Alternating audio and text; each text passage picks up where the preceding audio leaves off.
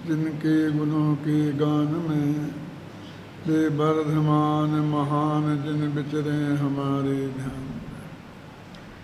समय सार परमागम आचार्य कुंद देव ने 2000 वर्ष पहले इसी पवित्र भारत भूमि पर बनाया। इसका कर्ता कर्म अधिकार चलाना है। उसमें 94 95वीं गाथा से बात चल शुरू हो गई। समय सार का पेज नंबर है 175।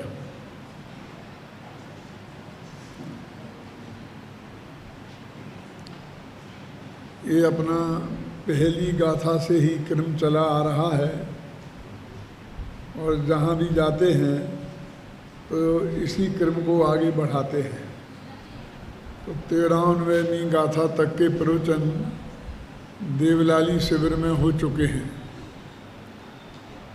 अब उसके बाद 94वीं गाथा से यहाँ चलेंगे और पहली गाथा से लेकर 93वीं गाथा तक के ऑडियो वीडियो सब यहाँ मौजूद हैं और जिन लोगों को चाहिए वो ले सकते हैं।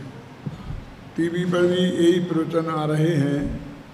अभी बीच में कुछ तैयार नहीं थे इसलिए प्रवचन सार चल रहा है, लेकिन बाकी यही प्रवचन क्रमशः चलने वाले हैं, तो उन्हें उसमें भी आप सुन सकते हैं। एक कर्ता कर्म अधिकार की गाथाएं हैं। यह तो आप लोग जानते ही हैं, कुछ नए विद्यार्थी हैं उनकी दृष्टि से कहता हूँ कि समय सार में 29 प्रकार के भावों से इस भगवान आत्मा को भिन्न बताया गया है। वे 29 प्रकार के भाव चूँकि लोगों को याद नहीं रहते हैं, ऐसा समझकर अल्प बुद्धि वाले जीवों के लिए आचार्य देव ने स्वयं उन्हें 2 भागों में बांट दिया है और एक का नाम रखा है वर्णादि और दूसरे का नाम रखा है रागादि। वर्णादि में 20 भाव आते हैं और रागादि में 9 भाव आते हैं। इस तरह ये 29 हैं। वर्णादि वो शरीर आदि का जो संयोग है पर पदार्थों का पुद्गलादि का उस रूप हैं, और रागादि जो आत्मा में उत्पन्न होने वाले विकारी अपकारी परिणाम हैं उन रूप हैं। इस तरह 2 भागों में। यदि हम और दूसरी परिभाषा में कहें तो द्रव्य कर्म और नो कर्म के रूप में है वर्णादि और भाव कर्म के रूप में है रागादि। कई रूप में इनका हम बंटवारा कर सकते हैं। देह, स्त्री, पुत्र, मकान, जायदाद, रुपया, पैसा, नगर, देश, गांव और दुनिया, इसमें है वर्णादि में आते हैं। और मोह राग देश के परिणाम मारणा स्थान गुण स्थान आदि ये सब रागादि में आते हैं। तो ये भगवान आत्मा इन वर्णादि और रागादि से भिन्न है। इसका नाम है भेद विज्ञान।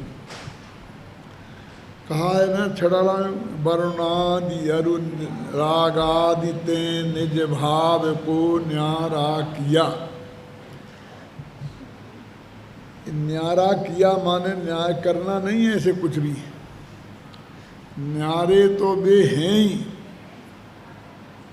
इसे तो सिर्फ जानना है कि ये न्यारे हैं। इसको ही न्यारा किया कहते हैं। आप कहोगे जानना नहीं कि किया करने से तो हमें ऐसा लगता है कि कुछ करने पड़ेंगे उन्हें अलग। यदि करने पड़ेंगे तो फिर ये मानना पड़ेगा कि न्यारे नहीं है, है ना? तो ये बात तो है नहीं सत्य। न्यारे तो वे हैं ही। शरीर और आत्मा कभी एक हुआ ही नहीं, सिर्फ हमने जाना नहीं है, उन्हें एक माना है। इसलिए हमें सिर्फ जानना है और इसी को करना बोलते हैं। आप कह सकते हैं कि जानने को करना कैसे बोलते हैं, क्यों बोलना चाहिए? जानने को जानना बोलना चाहिए। देखो, करना एक क्रिया है, वर्ब है ना? तो जानना भी एक क्रिया है, तो हम जानने को भी करना कह सकते हैं। और लोक में भी कहते हैं, अमृत भाई कहते हैं ना कि हमने ज्ञान किया। ज्ञान करना बोलते कि नहीं बोलते? ज्ञान करना, तो ज्ञान करना माने भी जानना ही होता है ना। तो हमको ऐसा लगता है कि करना थोड़ी है, तो अकेला जानना है। हमने करने और जानने में फ़र्क कर दिया, जबकि जो जानना है वो भी क्रिया है। इसको हम बोलते हैं ज्ञान करना, है ना? इसलिए जब उन्होंने लिखा न्यारा किया, तो उसका अर्थ है न्यारा जाना। और कुल समय सार में भी एक कलश आता है जिसका ये पद्यानुवाद पंडित दौलत राम जी ने किया है। उस कलश में कहा है ना, वर्णाद्यावा राग मोहादयवा सर्वे भावा भिन्न एवास पुंसा। वर्णादि और रागादि ये सभी भाव इस भगवान आत्मा से भिन्न है। पुंसा माने भगवान आत्मा। क्या? वर्णादि व रागादि सर्वे भावा भिन्न एवास्य पुंसा, इस भगवान आत्मा से भिन्न ही हैं। भिन्न करना नहीं है, वो तो पर्याय की तरफ से कथन है करने की बात। तो अभी तो द्रव्य स्वाभाविक भगवान आत्मा में जो हैं कि नहीं हैं, ये द्रव्य स्वभाव की बात चलती है। तो ये वास्तव में जानना ही है कि ये अलग है। अब आचार्य कहते हैं कि हम जानना भी कब मानेंगे कि तुमने जाना है। आपने कहा कि हमने कहा और तुमने सुन लिया और मान लिया और जान लिया, ऐसा नहीं चलेगा। इसका नाम वास्तव में जानना नहीं है। क्या? तो वो कहते हैं कि चार चीज़ें इसमें से हमारी छूटें हमारे ज्ञान में, श्रद्धा में, तो हम मानेंगे कि तुमने भिन्न जाना। और वे चार चीज़ें क्या हैं? एकत्व बुद्धि, ममत्व बुद्धि, कर्तृत्व बुद्धि और भोक्तृत्व बुद्धि। एकत्व बुद्धि माने ये मैं हूँ, ऐसा अपनापन। ममत्व बुद्धि माने ये मेरा है, समझे ना? और कर्तृत्व बुद्धि माने मैं इसका करता हूँ, और भोक्तृत्व बुद्धि माने मैं इसका भोगता हूँ। तो ये चार चीज़ें पर के साथ आप माने कि मैं न पर रूप हूँ, न पर का स्वामी हूँ, न पर का करता हूँ और न पर का भोगता हूँ। और लौट के भी लाओ उधर से, जैसे मैं पर रूप नहीं हूँ तो पर मेरे रूप नहीं है, पर मेरा स्वामी नहीं है, पर मेरा कर्ता नहीं है और पर का मेरा भोगता नहीं है। ऐसे दोनों तरफ से इन चार चीज़ों को स्वीकार करो, तब हम मानेंगे कि तुमने पर से भिन्न आत्मा को जाना, माने आत्मा से इन्हें जुदा जाना।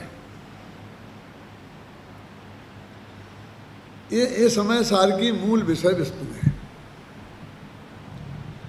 अब इस मूल विषय वस्तु में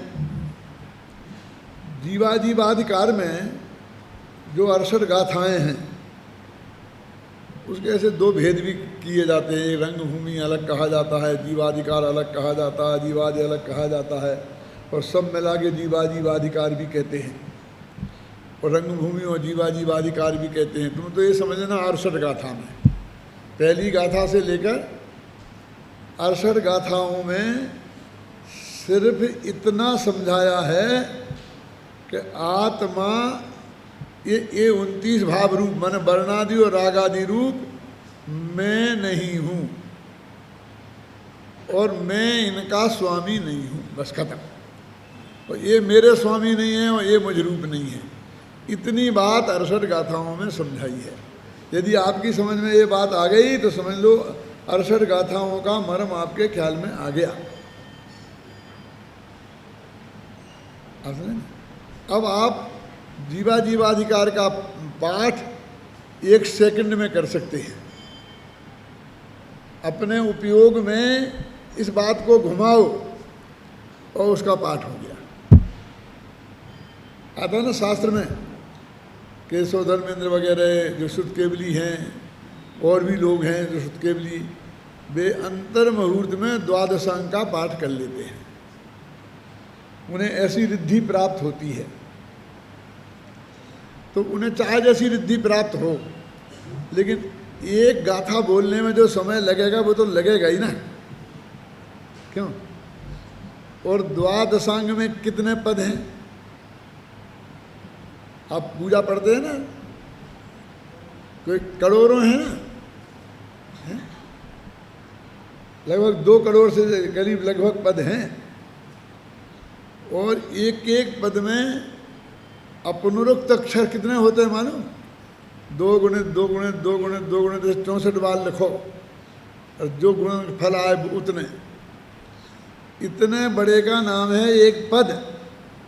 और ऐसे इतने पद, तो इनको पढ़ने में यदि वो पूरे पढ़ेंगे, जैसे मैं बोल रहा हूँ ना, इस तरह से, तो हजारों वर्ष लग सकते हैं। और फिर द्वादशांग का पाठ कैसे करते होंगे? तो द्वादशांग में जो विषय वस्तु समझाई है वे अपने उपयोग में उसे घुमा लेते हैं, बस खत्म।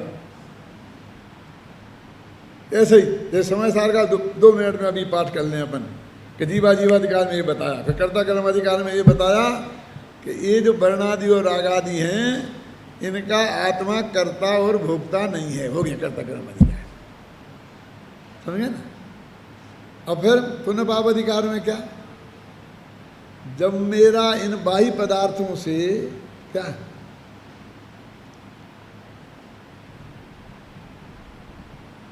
चारों प्रकार में से किसी प्रकार का भी संबंध नहीं है, ध्यान से सुनना। कौन कौन से 4? एकत्व, मत, कर्तृत्व, भोक्तृत्व। तो इन फिर पर पदार्थों में वो चाहे पुण्य के उदय से प्राप्त हुए हों चाहे पाप के उदय से प्राप्त हुए हों, संयोग में आए ना हमारे, उनमें अच्छे बुरे का भेद करने से क्या लाभ है? जब संबंध ही नहीं है तो वे अच्छे हैं कि बुरे हैं, इससे क्या फर्क पड़ता है? बोलो, मन इसमें उलझने से क्या फायदा? ठीक है अपना नहीं है, कोई संबंध नहीं है, लेकिन पता तो लगा लो कि अच्छे हैं कि नहीं। ये पागलपन नहीं है? ऐसा पागलपन अपन दुनियादारी में तो नहीं करते हैं। कैसे? कि जैसे हमें अपने लड़के का संबंध करना है और हमने मंदिर में एक सुंदर लड़की को देखा, तो हमें विकल्प आया कि ये बहुत अच्छी लड़की है, हमारे लड़के के लायक है, भले ही 1 पैसा दहेज नहीं मिले तो भी मुझे लड़की से संबंध अपने बच्चे का मैं करूँगा। क्यों? तो आप उनसे तलाश है कि किसकी लड़की है, कैसा क्या है, और फिर पूछें। लेकिन कोई आदमी कहेगा तुम्हें क्या करना, क्यों पूछ रहे हैं किसी लड़की के बारे में? यदि वो आदमी 25 वर्ष का होता तो उसकी पिटाई हो सकती थी, लेकिन भाग्य से वो 75 वर्ष का हो। क्यों पुरुषोत्तम जी? तो लोग कुछ गलत समझ नहीं सकते हैं। क्यों? एक दिन दादाजी आपको क्या करना, आप क्यों पूछ रहे हो कि भाई मेरा एक पोता है? क्यों? कि इसकी तो सगाई हुई और 15 दिन में शादी होने वाली है। बोलो, अब मैं पूछता हूँ कि फिर भी कोई आदमी उसके बारे में जानने की उत्सुकता प्रकट करता है। कोई बात है, हो जान दो, तो ही बताओ किसकी है, कितना है, कैसा है, क्या है, वे है, सब मुझे बताओ। किसके यहाँ संबंध हुआ है, उसकी क्या हैसियत है, वो कैसा आदमी है। क्यों? ये बात कौन कर सकता है? जो महाबेईमान होगा वही कर सकता है ना। कि वो लखपति है, मैं करोड़पति हूँ, मैं ऐसा हूँ, मैं सब अपना वैभव बताऊँगा, मैं अपना सब बताऊँगा, तो ये मामला पलट जाएगा। माने उसके भाव को पलटाने का भाव जो रखता है, क्यों, वही ऐसी गलती कर सकता है ना। लेकिन जो ये समझ जाए कि अब ये संभव ही नहीं है, असंभव में कोई माथा नहीं मारता। अब ये अच्छी है कि बुरी है, कहाँ तक पढ़ी लिखी है, कैसी क्या है, उसे जानने की इच्छा नहीं है। तो जब ये पर पदार्थों से मेरे चारों प्रकार के संबंध टूट गए, कौन से चारों प्रकार के याद हैं? एकत्व, ममत्व, कर्तृत्व।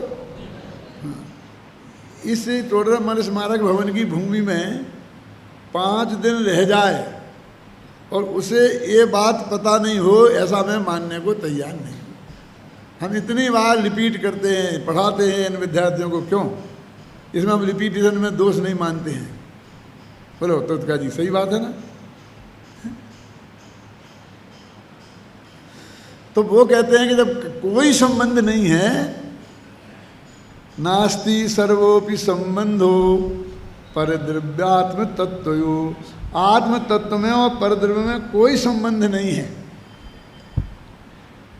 तो फिर हमें इनसे क्या लेना देना कि ये अच्छे हैं और बुरे हैं। इसलिए उनमें अच्छे बुरे का भेद करना, पुण्य को अच्छा कहना और पाप को बुरा कहना। पुण्य के उदय से अनुकूल सामग्री मिलती है और जब उससे हमारा कोई लेना देना नहीं है, और पाप के वजह से प्रतिकूल सामग्री मिलती है जब उससे हमारा कोई लेना देना नहीं है, तो उसमें अच्छे बुरे का भेद करना मूर्खता है। इतना बताया है पुण्य पाप अधिकार में, सिर्फ 20 गाथाओं का इतना सार है। तब क्यों तुम इसमें माथा मारते हो? इसमें एक बात मैं आपको बीच में और बताना चाहता हूँ, थोड़ी गहरी है, वो बात मैं अभी भी बताऊँगा। और अभी 10 दिन के प्रवचन होंगे शिविर में, उसके मैं बीच में 1-2 दफ़े बताऊँगा, क्योंकि वो बहुत मर्म की बात है। और एक भी आदमी जो शिविर में आए उसे वापस नहीं जाना चाहिए वो बात सुने समझे बिना। देखो ये जो 4 चीज़ें हैं ना, जो पर पदार्थ, कौन, वे वर्णादि और रागादि, ये 29 प्रकार के भाव, इनमें पर अपना मानना, इन्हें अपना जानना और इन्हें अपना मानकर जानकर राग करना, ऐसे ही इनका स्वामी अपने को मानना। दादा सुनना ध्यान से, फिर वही 3 चीज़ें लगा लेना उसमें, जानना और जानकर मानकर राग करना, फिर लगाओ ना, चारों में लगा लेना है ना। ये तो मिथ्यात्व कर्म के उदय से होता है। अन्ना जी से मैंने चर्चा की थी कल, इनमें मिथ्यात्व कर्म का उदय है। ये जो एकत्व बुद्धि, ममत्व बुद्धि, कर्तृत्व बुद्धि होती है ना, इनमें वो मिथ्यात्व कर्म का उदय उसमें निमित्त है। लेकिन इनको जानना, इसमें मिथ्यात्व कर्म का उदय निमित्त नहीं है।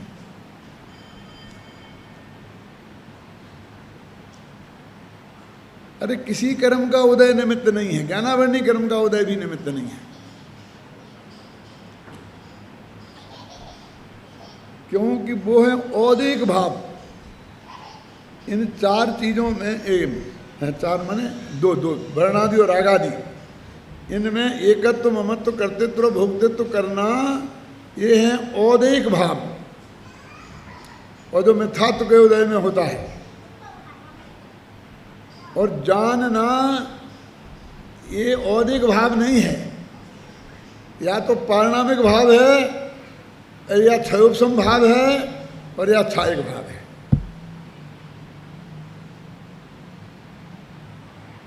ख्याल में आई ना? बहुत कम लोगों की समझ में आई होगी कि क्या कह रहा हूं मैं। यानी औदिक भाव वो मिथ्यात्व उदय मन किसी न किसी कर्म के उदय से होगा, और खासकर मिथ्यात्व कर्म के उदय से होने वाला औदिक भाव वो सबसे दुनिया में बुरी चीज़ है। आत्मा की ये है, उससे बुरी दुनिया में कोई चीज़ नहीं है। और पारणंग भाव जैसी अच्छी चीज कोई नहीं है। ज्ञान तो पारणंग भाव, जानना तो पारणंग भाव है। ऐसा नहीं किसी को जानना, स्व को जानना पारणंग भाव हो, पर को जानना नहीं हो।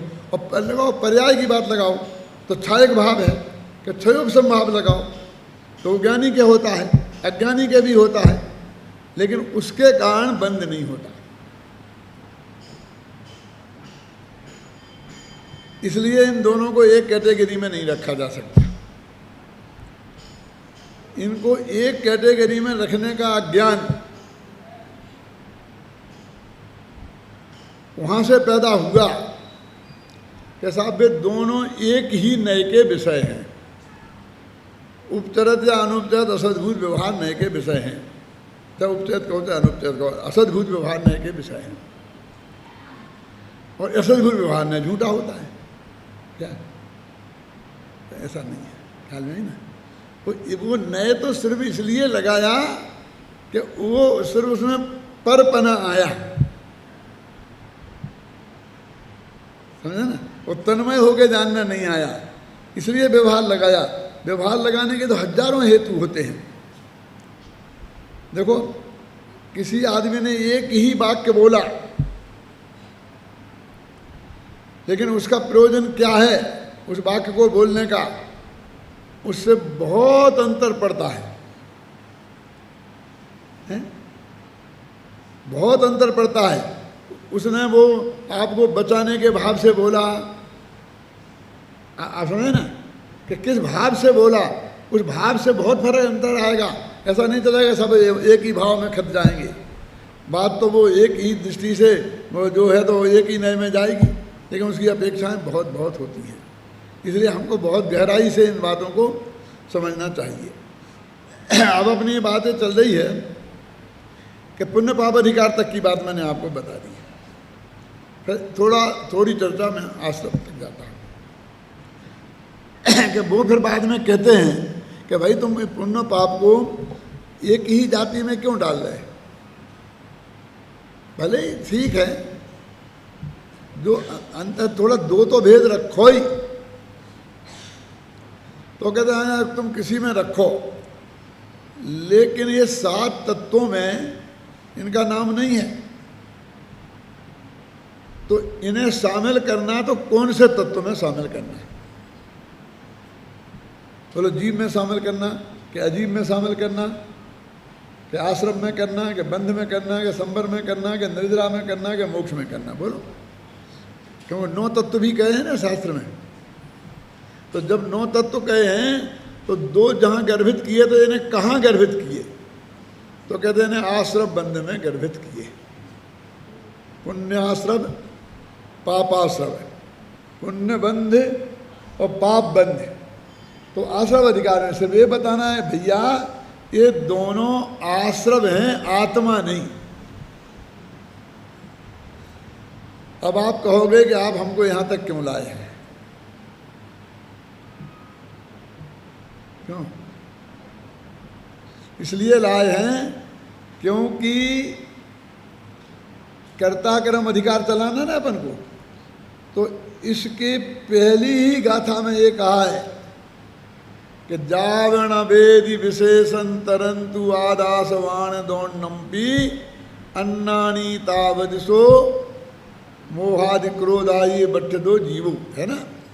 कि जब तक यह आत्मा और आश्रमों के बीच भेद नहीं जानता है तब तक अज्ञानी रहेगा। अब मैं कहता हूँ कर्ता कर्म अधिकार है, आश्रम अधिकार, तो ये बहुत दूर है, यहाँ आया ही नहीं है। तो इन्होंने आश्रम से भेद विज्ञान की बात क्यों करी? क्या अजीब से भेद विज्ञान की बात क्यों नहीं करी? कभी भेद विज्ञान तो सभी से ही करना है, लेकिन आश्रम में जिनसे करना है लगभग सब आ जाते हैं। लगभग बोल रहा हूं क्योंकि द्रव्याश्रम अजीब है और भावाश्रम जीव है। द्रव्याश्रम अजीब की पर्याय हैं और भावाश्रम जीव की पर्याय हैं, और ये बाकी के पर्याय तत्व हैं। तो वो कहते हैं कि आत्मा और आश्रव से भिन्नता जाने, माने द्रव्य कर्म और भाव कर्म से भिन्नता जाने। तो अजीब से भी भिन्नता हो गई और भिन्नता जाने। देखो यहां ये नहीं लगा कि उनको कर्ता नहीं माने, क्योंकि जीवाजीव अधिकार में ये कहते आए थे ना भिन्न जाने, और यहां तो अब कर्ता माने ऐसा कहते। तो वो कहते भैया हम तो चार ही बातें हैं, भिन्न जाने में अकेला ये भिन्न है इतना ही नहीं है, ये मैं नहीं हूं, ये मेरे नहीं है, मैं इनका करता नहीं हूं, मैं इनका भोगता नहीं हूं, इतनी बात है। ख्याल में है ना? तो जब तक ये आत्मा और आश्रमों का भेद नहीं जानेगा तब तक अज्ञानी रहेगा। जब तक अज्ञानी रहेगा तो क्रोधादिक आश्रमों में इसकी प्रवृत्ति हुए बिना रहेगी नहीं, और क्रोधादिक आश्रमों में प्रवृत्ति होगी तो द्रव्य कर्म का बंध हुए बिना रहेगा नहीं। द्रव्य कर्म का उदय आएगा तो फिर भाव कर्म हुए बिना रहेगा नहीं। और ये अनादिकाल से ये दुष्ट परंपरा इसकी निरंतर चलती ही रहेगी। इसलिए उन्होंने आश्रव और आत्मा के बीच भेद विज्ञान की बात कर्ता कर्म अधिकार में आरंभ की। अब दो बातें तो जीवाजीव अधिकार में निपटाया है। कौन सी दो? ये मैं हूँ और ये मेरे हैं, और अब ये मैं इनका कर्ता और भोगता हूँ, इसकी बात विस्तार से करेंगे। कर्ता कर्म अधिकार में आचार्य समझते हैं कि ये मैं हूँ और ये मेरे हैं, इससे भी जबरदस्त भूल इसमें है कि मैं इसका कर्ता हूँ। ये स्वीकार कर लेता आदमी कि ये मैं नहीं हूँ, ये स्वीकार कर लेता है कि ये मेरे नहीं है, लेकिन मैं इसका कर्ता भोगता नहीं हूँ ये मानने को तैयार नहीं होता है। ये बहुत बड़ी प्रॉब्लम है। क्यों? मुझे कोई ये समझाए कि ये टोडरमल स्मारक भवन, पंडित जी आप टोडरमल स्मारक भवन नहीं है, आप इस धोखे में मत रहो। किसने कहा? नहीं नहीं, मैंने सुना है कि लोग कहते हैं कि पंडित हुकुमचंद और टोडरमल स्मारक भवन एक ही है। क्यों? जब मैं यहाँ आया था तब की एक घटना है, साल 2 साल हुए होंगे कि यहाँ मेरे पास फ़ोन आया। किसका आया वो भी बता दूंगा मैं बाद में, पहले सुन लो बात। और उसमें उसने लिखा कि पीपी, पहले पीपी होते थे ना, ये बच्चे तो समझे नहीं पीपी क्या होता है, कि पीपी पंडित टोडरमल क्या। और आगरा से पदमचंद जी ने किया था वो फोन, जब वो मेरे समझी नहीं थे, घबराना नहीं। क्या ये सन 68-69 की बात है। क्या लगा? पीपी पंडित टोडरमल। वे क्या समझते होंगे, मैं अभी ये जानना चाहता हूँ। तो जब उसने मेरे से कहा कि पंडित टोडरमल हैं, क्यों? तो उनके नाम पे पीपी फोन है। मैंने कहा उनसे ये बोलो क्या कि पंडित टोडरमल को स्वर्गवास हुए 250 बरस हो गए क्या, और यहाँ पंडित हुकुमचंद है। जब मैं डॉक्टर नहीं बना था तब की घटना है। बोलो उन्हें पंडित हुकुमचंद से बात करना है, कौन है? तो उन्होंने कहा भैया यहाँ टोडरमल जी का तो 250 वर्ष स्वर्गवास हो गया। पीपी वाले ने कहा और ये पंडित हुकुमचंद ने उनसे बात की। हाँ कि उन्हीं से और फिर मेरे से उनसे बात हुई। तो मैंने कहा भैया क्या हुआ? कि भाई मैं तो टोडरमल स्मारक वही रहा मेरे दिमाग में। तो इस धोखे में आप मत रहो, ये दो बिल्कुल अलग अलग चीज़ें हैं।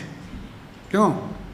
आप चले जाओगे साल 2 साल में और ये स्मारक बिल्कुल कायम रहेगा। आपकी जितने महीनों की उम्र नहीं है, कम से कम उतने वर्षों तक ये चलेगा। इसलिए धोखे में मत रहो, तो समझ में आ जाता है। और तुम इसके मालिक भी नहीं हो, इस धोखे में भी मत रहना। क्यों? ये भी समझ में आ जाता है। लेकिन जब आप ये कहो कि आप कुछ कर नहीं सकते, कुछ किया नहीं है आज तक आपने, फिर नहीं। हाँ आप कहते हो ठीक है, लेकिन क्यों? समझ गए ना? मैं कुछ कर नहीं सकता, मैंने कुछ किया नहीं है, ये सब जीरो है। ख्याल में आई ना? ये मैं सुनने के लिए तैयार नहीं हूँ। ये मेरी ही हालत नहीं है, सबकी हालत है। सब अपने अपने पे घटित कर लेना। मैंने अपने पे घटित करके इसलिए बताई कि जिसमें किसी को मुफ्त में बुरा नहीं लगे, वो समझना हो तो समझ ले, नहीं तो अपने अज्ञान को सुरक्षित करने के लिए तो अनंत उपाय हैं। आज तक भी अपन ने किया ही है और भविष्य में भी अपन कर ही सकते हैं। ख्याल में आई ना? कुंद आचार्य को यह सबसे बड़ी समस्या लगी कि कर्ता कर्म अधिकार, कर्ता भोक्ता को मिटाना बहुत कठिन है। इसलिए उन्होंने 7 तत्वों में तो कर्ता कर्म नाम का कोई तत्व नहीं है, मालूम? इन्हें प्रतिज्ञा तो 7 तत्वों को बताने की थी। कहाँ की थी? 13वीं गाथा में। भूयत्थेणाभिगदा जीवा जीवाय पुण्य पावंचय आसव संबंध निज्जर बंधो मोक्षोय सम्मतम की थी ना। तो उसमें नाम नहीं लिया था कर्ता कर्म अधिकार का, हैं? तो फिर जीव अधिकार, फिर अजीव अधिकार, फिर आश्रव अधिकार, पुण्य पाप का नाम भी नहीं लिया था। ये 2 अधिकार बीच में जबरदस्ती कूद गए। इसको मैं बोलता हूं कि काम रोको प्रस्ताव की तरह से आए हैं। काम रोको प्रस्ताव तो समझते होंगे आप, अभी चल रहा है ना लोकसभा में, झगड़ा ही चल रहा है इसी बात का। काम रोको प्रस्ताव का अर्थ ये होता है, माताओं बहनों के लिए बताता हूँ जो नहीं समझती, आज तो माताएं बहनें पुरुषों से ज़्यादा समझती हैं। क्यों? कि इतनी जरूरी बात है कि सब काम रोक दो, इस पर बात करो।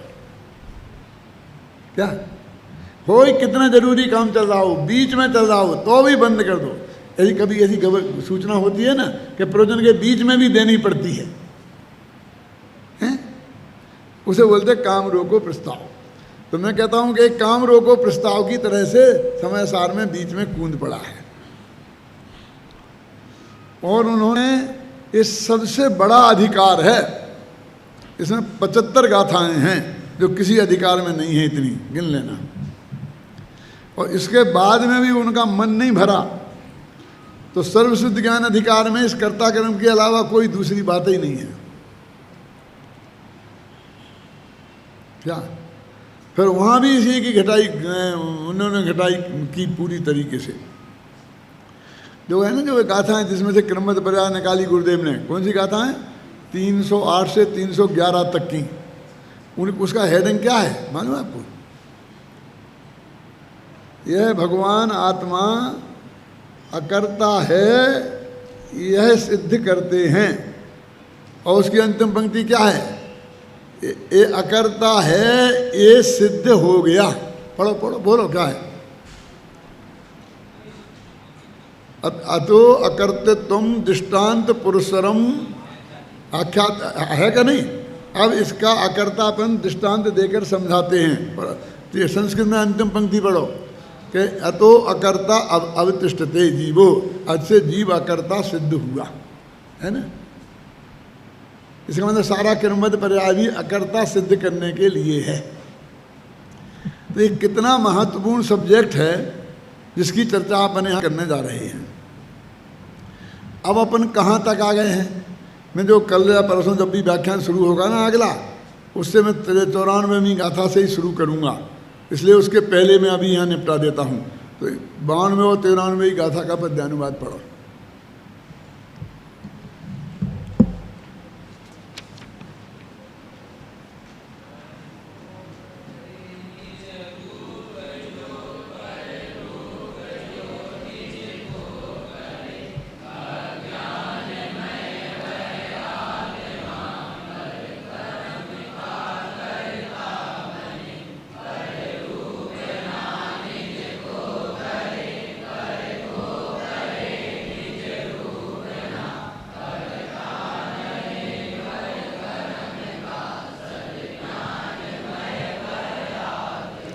देखो क्या कह रहे हैं, इन दोनों को जोड़ा है। पर को करे निज रूप और पर रूप जो निज को करे, यानी मैं पर रूप हूँ, वो पर निज रूप है, ऐसी एकत्व बुद्धि। फिर इसमें स्वामित्व और फिर करे कर्तृत्व बुद्धि और भोक्ता, ये चारों बातें करें वे आत्मा अज्ञानी है। ठीक है ना? पर को करे निज रूप जो पर रूप को जो निज को करे, अज्ञान में वह आत्मा परकर्म का कर्ता बने। वो अज्ञानी आत्मा को परकर्मों का कर्ता कहा गया है। और पर रूप ना निज को करे, बिल्कुल उल्टा, पर को करे निज रूप ना, अकर्ता कहें पर कर्म का सद्ज्ञान में वह आत्मा।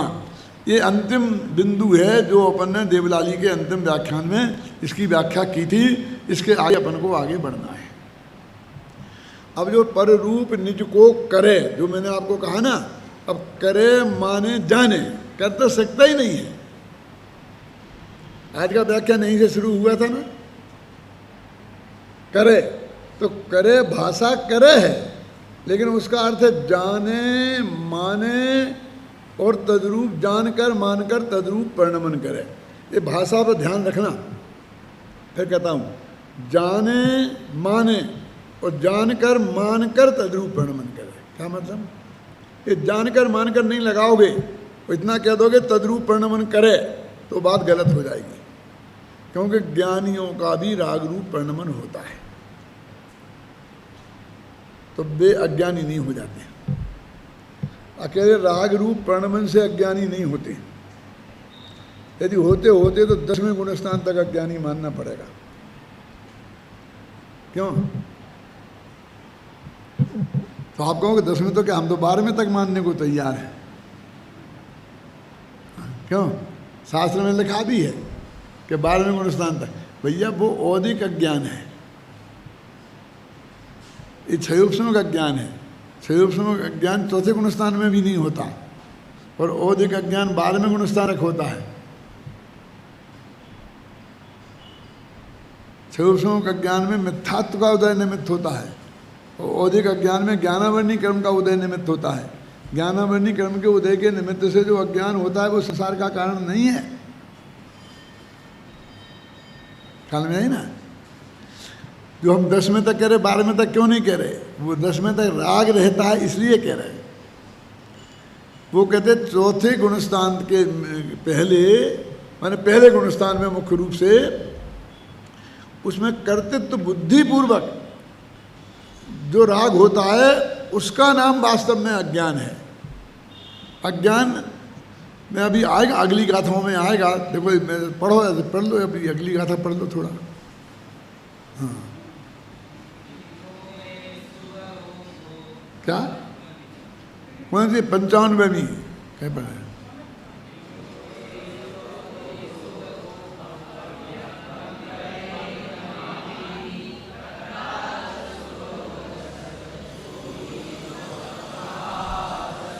देखो 94 95। त्रिविधेय है उपयोग जब मैं क्रोध हूँ में परिणम।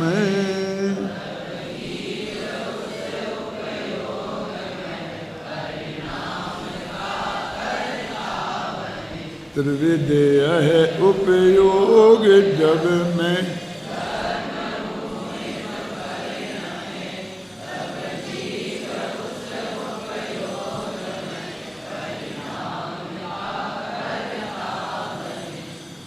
अब त्रिविधि, ये 3 प्रकार का उपयोग है। अब ये 3 प्रकार का उपयोग कौन सा है? पूछूं, कोई बताएगा? नहीं बताओ तो अच्छा है। कहता उसमें क्या है? शुद्धोपयोग, शुभोपयोग, अशुभोपयोग। हम इतना नहीं जानते। 3 तो वही है ना, और वैसे तो 2 ही हैं, ज्ञानोपयोग और दर्शनोपयोग, और के 12 हैं। 3 तो यही है ना। क्यों? ये नहीं है? क्या है बोलो? हैं? देखो हमारा विद्यार्थी बोल रहा है। कौन सी क्लास का है? हैं? भूतपूर्व है। वो तो भूतपूर्व है तो बताएगा ही, ये पंडित है। विद्यार्थी कहाँ है? तुम्हारा तो पंडित है, हमारा विद्यार्थी होगा। क्यों? ये कह रहा 3 प्रकार का उपयोग मानो। कौन सा? वो 3 मिथ्यात्व वाला, माने पर ये मैं पर हूँ, पर मैं हूँ ऐसा मानने वाला 1, और ऐसा जानने वाला 2, और जान और मान कर रूप परिणमित होने वाला 3। ये 3 उपयोग। तो ये 3 उपयोग, अब आप अपनी छाती पे हाथ रख करके सोच लो, जब 3 प्रकार का उपयोग की बात आई थी तो आपके दिमाग में ये 3 आए थे क्या? मेरे विद्यार्थियों को छोड़ देना, तुम्हारे तो आई होंगी, तुम्हारे विद्यार्थी हो ना तुम भी, तुम बहुत धन्यवाद, फिर तुम बाहर बिना विद्यार्थी के आ गए, हमारे विद्यार्थी के विद्यार्थी हो गए। वो कहीं ना कहीं से जाके पकड़ में तो आओगे ही बेटा। क्यों? ये हुआ था लंदन में। लंदन में क्या हुआ था कि साहब वो लोग बोले कि टोडरमल के विद्यार्थी नहीं आए, टोडरमल स्मारक के विद्यार्थी नहीं आए हैं, आप तो आए लेकिन विद्यार्थी नहीं आए। मैं किसने कहा कि विद्यार्थी नहीं आए? मैंने कहा ये अशोक लोहारिया किसका विद्यार्थी है, ये अभिनंदन किसका विद्यार्थी है? हमारा विद्यार्थी नहीं आए। कौन कह रहा है हमारा विद्यार्थी नहीं आए? ये संजय किसका विद्यार्थी है? नहीं वो तो ठीक है, लेकिन जब और आए हैं ना, मैंने कहा बे हमारे नहीं है, तुम्हें किसने कहा? वे हमारे विद्यार्थियों के विद्यार्थी हैं, कुछ बेटे हैं कुछ पोते हैं, उसमें क्या फर्क है? हमारे नहीं हैं। बोलो महिपाल जी, तुम्हारे विद्यालय से जो विद्यार्थी निकले वो हमारे हैं कि नहीं हैं? मैंने अन्ना जी से 100 दफ़े कहा होगा, ये पूछना अन्ना जी से। मैंने कहा मुझे तो इतनी खुशी है, वहाँ 15 हो गए, हमारे यहाँ इतने हो गए, यहाँ हो गए, कोटा में हो गए, इतने पढ़ेंगे। यहाँ भी तो हमारे विद्यार्थी पढ़ाते हैं उन्हें, और वहाँ भी हमारे विद्यार्थी पढ़ाते हैं, और वही कोर्स है जो हमने बनाया है और हमने किताबें लिखी हैं। यहाँ भी नए चक्र पढ़ाया जाता है, वहाँ भी नए चक्र पढ़ाया जाता है, यहाँ भी समय साथ हम उन्हीं से तो पढ़ते हैं। क्यों? तुम मानो बांटो, हम तो नहीं बांट सकते, ऐसे जबरदस्ती तुम हमसे उन्हें छीन नहीं सकते। क्या 2 रोटियां खिला दी तो तुम्हारे बाप के हो गए? याद नहीं है तुम्हारे लिए वो कहानी, वो बाई भूत कहानी सुनी नहीं सुनी अमृत भाई? हैं? मैं पूछता हूँ, विद्यालय किसने खोला था? लालू भाई ने खोला था कि बाबू भाई ने खोला था? उन्हीं ने खोला था। मैं कब कहता हूँ उनने नहीं खोला था, लेकिन ये सब विद्यार्थी किसके हैं? लालू भाई के मेरे, बाबू भाई के मेरे।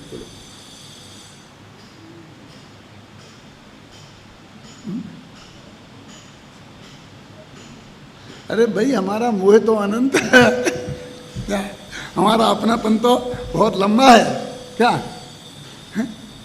तो आगे वही चीज पढ़ेंगे, वही कोर्स, वही हमारी किताबें। भैया तो हमारा विद्यार्थी नहीं रहने देने के लिए हमारे विद्यार्थियों को अध्यापक के रूप में नहीं रखना पड़ेगा, फिर वो कोर्स अलग बनाना पड़ेगा, और फिर उन्हें पढ़ाने वाले अलग लाना पड़ेंगे, जैसा कि उनने किया ना अपने वो सांगानेर में जो है ना सुधा सागर जी ने। तब भी हमारे विद्यार्थी नहीं रहेंगे। ये तो अभी तुम्हारे बस की है नहीं, ये तो कर नहीं सकते हो। कम से कम जब तक हमारी आंखें खुली हैं तब तक तो नहीं कर सकते। क्या है वस्तु का स्वरूप? देखो त्रिविधि है उपयोग। वो कौन? कि मैं पर को जानता हूं, नहीं जानता कि मैं पर रूप हूं, मैं पर का स्वामी हूं, मैं पर का कर्ता भोक्ता हूं, ऐसा जानना ये पहला उपयोग है, ऐसा मानना ये दूसरा उपयोग है, और इन मानकर और जानकर तद्रूप परिणमित होना ये तीसरा उपयोग। समझे ना? और इन रूप जब आत्मा परिणमे, ख्याल में है ना, तब वो कर्म का कर्ता बने, उसका नाम कर्ता है, और वो अज्ञानमय आत्मा है। उस आत्मा को अज्ञानी कहते हैं। और जो नहीं बने तो वो आत्मा ज्ञानी है। ज्ञानी और अज्ञानी होने की ये शर्त है। एक ज्ञानी अज्ञानी होने की शर्त में कोई क्रिया नहीं जोड़ी कि ऐसा करे ऐसा नहीं करे, ये खाए ये नहीं खाए, शादी करे शादी नहीं करे, ये कुछ नहीं जोड़ी। क्यों? कुछ 96,000 पत्नियों के पति को समन्वय दृष्टि संज्ञानी घोषित कर दिया। क्यों? और जिसने एक भी शादी नहीं की, ऐसे ही वहाँ में मिल करके और उनको देवलिंगी घोषित करके 9वें गिरिधर जाने वाला का अज्ञानी घोषित कर दिया। है कि नहीं है? बोलिए, ऐसे उदाहरण शास्त्र में है कि नहीं है? कितना उपास करने वाले को एक ज्ञानी अज्ञानी की परिभाषा ये है ना, क्या लिखा? अज्ञानमय वह आत्मा है ना इसमें, क्या क्या है, वो आत्मा उनका कर्ता बनता है। अब क्या बोलते हैं, बनता है, जो बनता है लिखा, होता है नहीं लिखा, कि वो उनका कर्ता तो न ज्ञानी है ना अज्ञानी है। क्या का द्रव्य कर्म का जो बंध होता है, वो ये शरीर की क्रिया, ये सब समझ लोगे, ये स्मारक की क्रिया, ये सब जो कुछ भी है, ये सब क्रिया का कर्ता न तो ज्ञानी आत्मा है न अज्ञानी आत्मा है। ज्ञानी आत्मा मानता है कि मैं कर्ता नहीं हूँ, और अज्ञानी मानता है कि मैं कर्ता हूँ। वो कर्ता दोनों ही नहीं है, इसलिए कह रहे वो कर्ता बनता है, करता है नहीं। इस नाटक में ये सुरेश है ना, ये श्रीपाल बनता है। ये सुरेश श्रीपाल है कि श्रीपाल बनता है? ये श्रीपाल है नहीं, है तो सुरेश, और बनता है, समझ गए ना, हम गए ना। तो वो जो कर्म का कर्ता बनता है, तो उसे एक नए से शास्त्र करता है ऐसा कह देते हैं। सुनो, जो श्रीपाल बना उसको ये श्रीपाल है ऐसा भी कह देते हैं। क्यों? वो नाटक शास्त्र में भी कह देते हैं, शास्त्र में भी ये बात कह देते हैं, लेकिन वो शास्त्र में कह देने से वो कर्ता हो नहीं गया, यानी उसके हाथ में कुछ भी करने का पावर नहीं है, उसमें वो नो चेंज, कुछ भी परिवर्तन कर नहीं सकता है, रंच मात्र भी। ध्यान रखना, पक्की बात, ख्याल में आई ना। वो कर्ता बनता है, तो शास्त्रकार भी उसे कहते हैं ये कर्ता है, और ज्ञानी ये मानता है वो करते हुए माने करता है नहीं, तद्रूप परिणमित होते हुए ऐसा विकल्प उसे आ रहा है, उस विकल्प रूप वो परिणमित हो रहा है। ख्याल में आया ना। ऐसा होते हुए भी ज्ञानी उसका कर्ता नहीं है, कि वो परिणमित होते हुए भी कर्ता नहीं है। क्यों?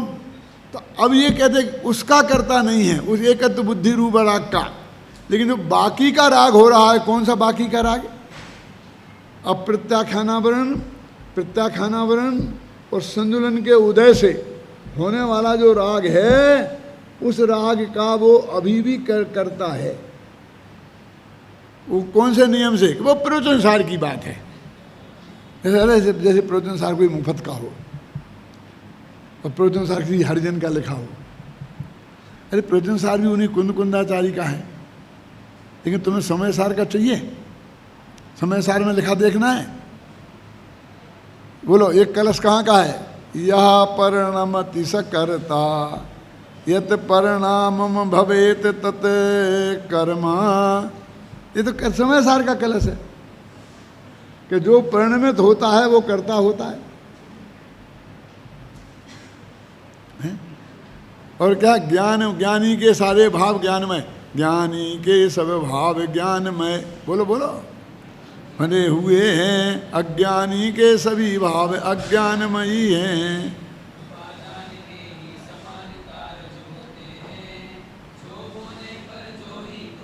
ना होते हैं, जो भोगे तो जो ही पैदा होंगे। कितने बढ़िया, इसलिए वो आका देखिए समय सार में भी है। तुम क्या समझते हो समय सार में?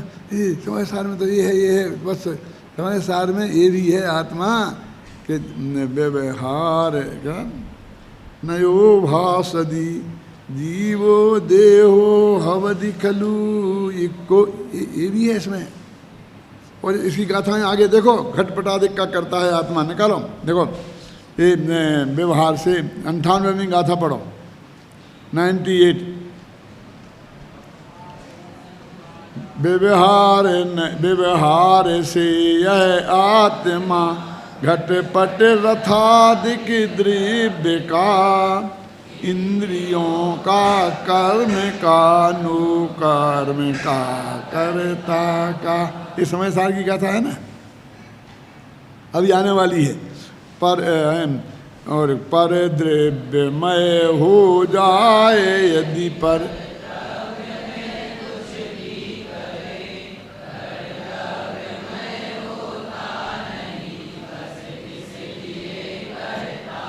अगली गाथा वे लिखा कि उसको उस रूप होना पड़े, तो उस रूप होता नहीं इसलिए करता नहीं है ना। तो मैं ऐसा नहीं है भाई साहब, पूरा हम ढंग से पढ़ें। व्यवहार न्याय के पक्ष को क्या समय सार में प्रस्तुत नहीं किया है? एक गाथा ही ऐसी है, व्यवहार न्याय के पक्ष को प्रस्तुत किया जिनदेव ने, है ना। कौन सी गाथा है? इसमें लिखा ना, व्यवहार न्याय के पक्ष को प्रस्तुत किया जिनदेव ने। ये जिनेंद्र भगवान ने व्यवहार न्याय के पक्ष को प्रस्तुत किया है। ये देखो दादा, वो जो पांडे राजमल जी, घबराना नहीं है, वो कहते हैं हम इसको व्यवहार ही नहीं मानेंगे। जिसको पांडे राजमल जी कहते हैं व्यवहार नहीं मानेंगे, व्यवहाराभास है पंचाध्यायी में अपन, उसको उन समय सार में लिखा है कि प्रस्तुत किया जिनदेव ने। व्यवहार न्याय के पक्ष है प्रस्तुत किया जिनदेव ने, कि जिनदेव ने इसे व्यवहार न्याय का पक्ष कहा है। तुम्हारे नहीं मानने से क्या होता है? इसलिए मैंने उसमें एक किया है स्पष्ट कि दो धाराएं हैं न्यायों की व्यवहार न्याय के मामले में, एक आचार्य कुंद की और एक पांडे राजमल जी की, अलग है, दो धाराएं हैं। एक बड़ा भ्रम कैसे पैदा हुआ कि पूज्य गुरुदेव श्री ने जब 18वीं या 19 बार प्रवचन किए समय सार पर, तब वे पंचाध्यायी का भी स्वाध्याय कर रहे थे। तो उस वक्त जब वो 11वीं गाथा आई, समझे ना, तो उन्होंने जो व्यवहार के भेद गिनाए वो पंचाध्यायी के अनुसार गिना दिए। यद्यपि उसको बार बार कहते भी हैं उसमें कि ये पंचाध्यायी में ऐसा कहा है, लेकिन वो समय सार के अनुसार नहीं है, क्योंकि आगे जो समय सार की गाथाएं हैं वो उन भेदों का अनुसरण नहीं करती हैं जैसे पंचाध्यायी में है। और फिर अच्छे अच्छे लोगों को ये भ्रम पैदा हो गया कि ये 4 प्रकार के नए। तो मैं अमृत भाई आपको बताता हूँ, आपको शायद याद नहीं होगा कि जब मैं गया हिम्मतनगर में, जब मामा जी विद्यमान थे, तो जब मैंने व्यवहार न्याय के ये 4 भेद बताए तो उन्होंने कहा नहीं ये गलत है। क्या मामा जी कैसी बात कर रहे हैं आप? कह नहीं गुरुदेव के में ये है नहीं। फिर मैंने प्रवचन खत्म हो गया, मैं मामा जी से मिला तो उन्होंने बताया कि अरे मैंने कहा ये तो देखो आगे पढ़ो, ये पंचाध्यायी के नए हैं, ये समय सार के नए नहीं हैं। लेकिन गुरुदेव को उन्होंने वो भी बता दिए।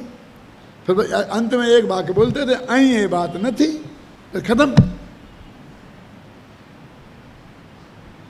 तो हमने कहा नए चक्र में हमने ये नए भी जो आप बता रहे ये भी लिखे हैं और ये भी लिखे हैं, और दोनों का हमने खूब अध्ययन करके तुलनात्मक अध्ययन भी किया है और उसमें अपना राय भी दी है, वो तो स्पष्ट है।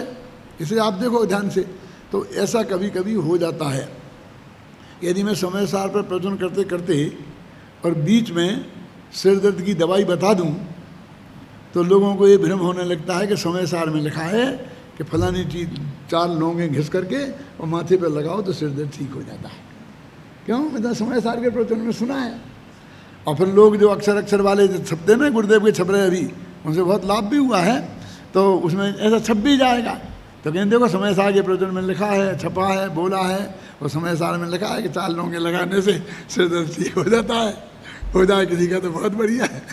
नहीं तो हमें विवेक से इसका विवेक रखना चाहिए। विद्यार्थियों से मैं कहता हूँ कि ये बात गाथा में है तो कुंद की है, आत्मख्याति में है तो वो अमरचंद की है, तात्पर्य वृत्ति में है तो वो जयसेन की है।